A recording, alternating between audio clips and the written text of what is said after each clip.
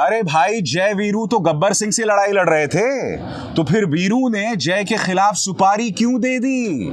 जय और वीरू में टकराव क्यों हो रहा है? वजह क्या है? आखिर क्यों वीरू ने अपने पालतुओं का इस्तेमाल किया जय पर हमला बोलने के लिए? अब आप कहेंगे भैया ये जय वीरू कौन है? तो जय हुए बराक ओबामा और वीरू हुए हमारे प्रधानमंत्री नरेंद्र मोदी, क्योंकि इनकी दोस्ती तो ऐसी थी ना। याद कीजिए दोस्तों, अक्षय कुमार को दिए गए इंटरव्यू में प्रधानमंत्री नरेंद्र मोदी ने कहा था कि भाई हमारे बीच तो तू तड़ाक का रिश्ता है। ओबामा मुझे तू कहता है, मैं उन्हें तू कहता हूं, यानी तू तड़ाक होता है। और फिर एक मंच पर प्रधानमंत्री ने यह भाषण दिया था अपनी दोस्ती की बात करते हुए। मेरी और बराक के बीच में वो दोस्ती बन गई है उस खुलेपन के कारण। हम आराम से फोन पे बात कर लेते हैं, हम आराम से गप मार लेते हैं, हंसी मजाक कर लेते हैं। मगर अब बराक ओबामा ने देश के अंदर माइनॉरिटीज को लेकर, मुसलमानों को लेकर, अल्पसंख्यकों को लेकर प्रधानमंत्री नरेंद्र मोदी को आईना क्या दिखाया दोस्तों? तमाम मोदी सरकार के मंत्री और सबसे बड़ी बात प्रधानमंत्री नरेंद्र मोदी के तमाम पालतू पत्रकारों ने मानो सुपारी ले ली है बराक ओबामा के खिलाफ। एक सी जुबान का इस्तेमाल किया जा रहा है, मकसद है बराक ओबामा पर निशाना साधना। एक एक करके मैं आपको मिसाल दूंगा, मगर सबसे पहले, जैसे कि आप जानते हैं, निर्मला सीतारमन ने बराक ओबामा पर हमला बोला था। ये कहा था कि इन्होंने 6 मुसलमान देशों पर हमला किया था, वो हमें नसीहत न दें। अब ये देखिए, केंद्रीय मंत्री मुख्तार अब्बास नकवी ने बराक ओबामा को दिया जवाब। सुनिए उनका क्या जवाब। फिर रक्षा मंत्री राजनाथ सिंह भी चढ़ गए उनके ऊपर।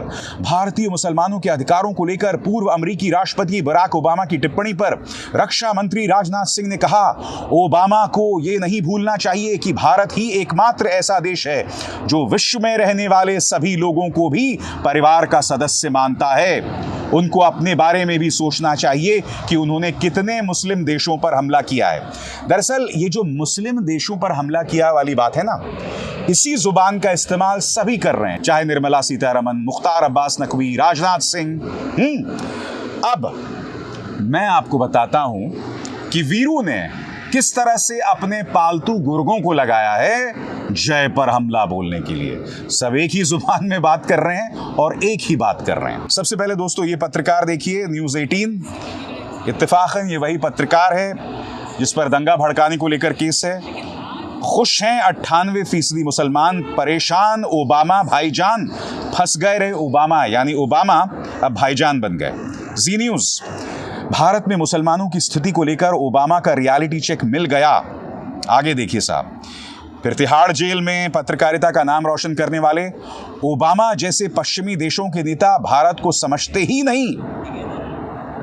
फिर देखिए साहब, बमबाज बराक, जिन्होंने एक साल में 7 मुस्लिम देशों पर 26,112 बम गिराए, मतलब हर दिन मुस्लिम देशों पर 72 बम।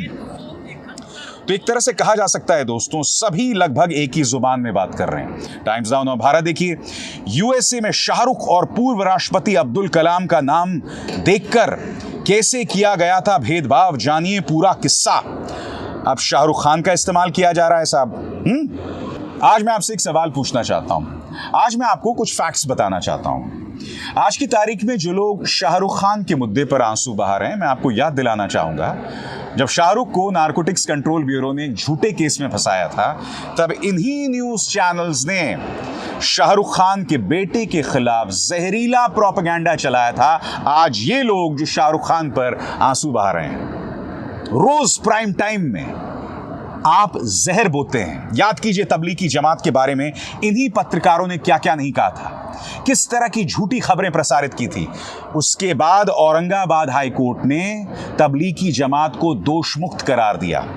खुद सुप्रीम कोर्ट के पूर्व चीफ जस्टिस बोबडे साहब ने कहा था कि तबलीगी जमात मामले में झूठी रिपोर्टिंग करके मीडिया ने अभिव्यक्ति की आजादी का गलत इस्तेमाल किया था। याद कीजिए कोरोना के दौरान मुसलमानों के बॉयकॉट करने की बात कुछ न्यूज चैनल्स कर रहे थे, उसे बढ़ावा दे रहे थे, झूठी खबरें चला रहे थे।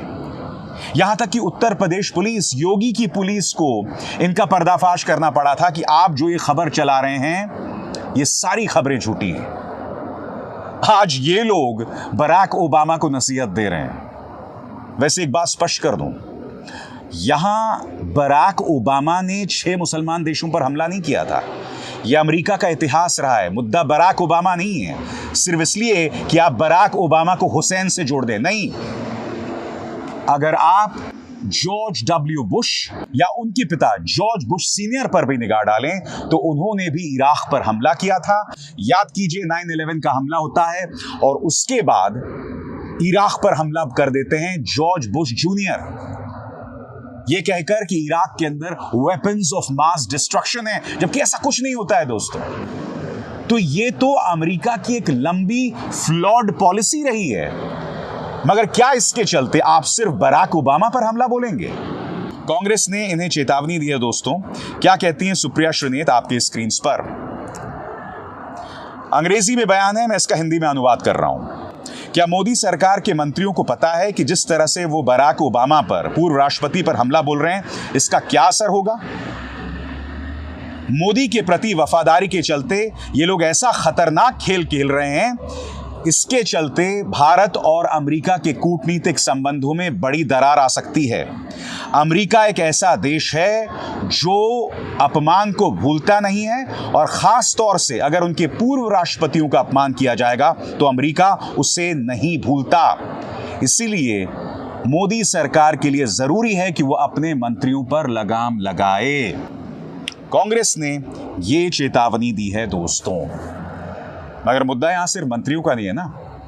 प्रधानमंत्री नरेंद्र मोदी के जितने भी पालतू हैं सब मैदान में उतर गए हैं, सब एक सी भाषा का इस्तेमाल कर रहे हैं।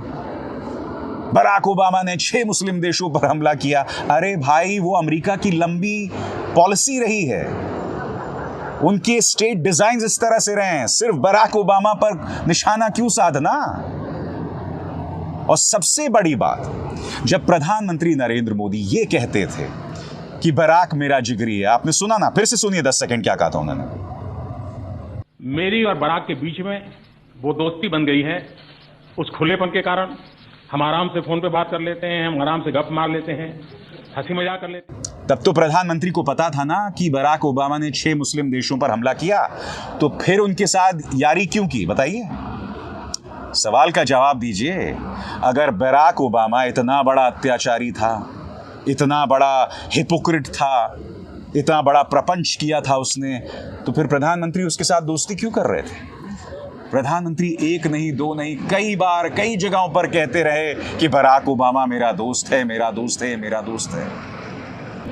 बंद कीजिए प्रोपेगेंडा, और कम से कम मीडिया पर यह प्रोपेगेंडा बंद कीजिए। जाते जाते दोस्तों मैं आपको एक और मिसाल देता हूं, क्योंकि बात हम कर रहे हैं मीडिया की प्रोपेगेंडा की।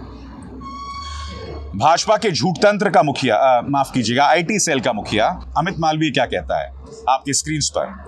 The Manipur patriotic general secretary Naorem Mohan blamed the Congress party for being the root cause of the present crisis in the northeastern hill state. यहां पर अमित मालवीय कह रहा है कि मणिपुर में जो हालात बद से बदतर हो रहे हैं, इन्होंने जिक्र किया है किसी नाओरेम मोहन का, जो कि मणिपुर की पेट्रियोटिक पार्टी के महासचिव हैं। उन्होंने कहा है कि ये कह रहे हैं कि कांग्रेस इसके लिए जिम्मेदार है।